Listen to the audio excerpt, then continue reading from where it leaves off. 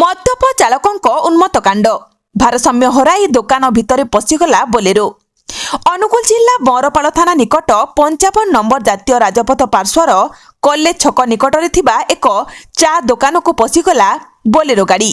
सूचना मुताबक 31 राति प्राय 10 घटिका समय एक ओडी 19R 1475 बोलेरो गाड़ी रे किछि युवक मद्यपान करी द्रुत गति रे बरपाल छक अभिमुखे जाउथबा बेले भारसाम्य हराई रास्ता पार्श्वर थिबा चा दुकान को धक्का देइथिला। धक्का हेबा द्वारा दुकान को आसीथिबा एक ग्राहक आघात पाइबा सह एक बाइक चूरमार हो जाइथिला।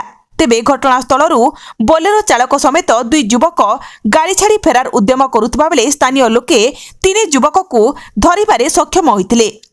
घटनास्थल में पुलिस पहुंची उत्त्यक्त लोकंक ठारू युवक को काबू करने दुर्घटना घटाई बोलेरो को थाना को नैथिले।